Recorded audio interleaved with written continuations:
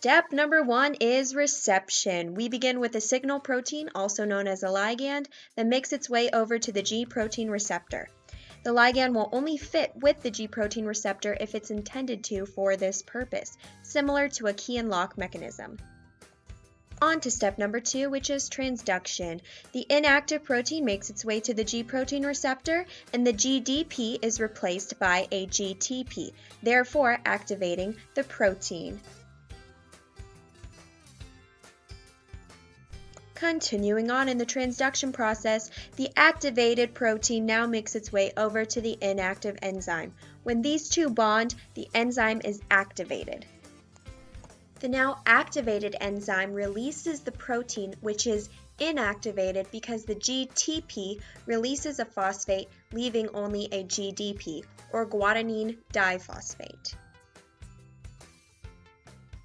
In this case, we are labeling the enzyme as an adenyl cyclase. This enzyme converts ATP to cyclic AMP, one of the most widely used second messengers.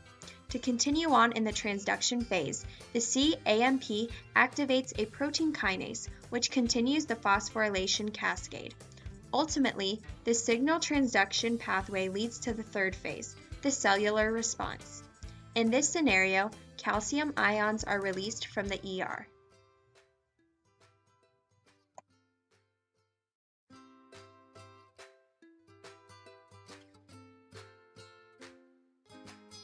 The tyrosine kinase receptor has its receptor outside of the plasma membrane while its tail is within the cell. The signal proteins or ligands makes its way over to the receptor spot. Following reception, the two receptors join together to create an unphosphorylated dimer. ATP makes its way over to the dimer and is translated into ADP, therefore releasing phosphates. These are distributed among the tyrosine ends. Now the dimer is phosphorylated and fully activated.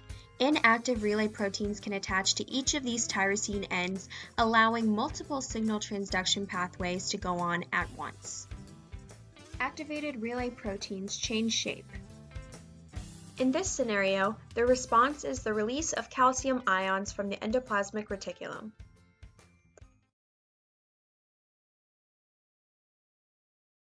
Step number 1 is reception. We begin with a signal protein, also known as a ligand, that makes its way over to the G protein receptor. The ligand will only fit with the G protein receptor if it's intended to for this purpose, similar to a key and lock mechanism.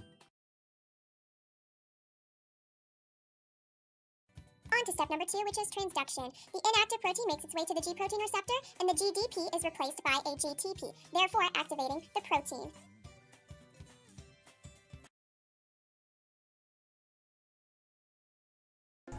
When one is infected by whooping cough or pertussis, the whooping cough toxin penetrates the plasma membrane, therefore entering the cell.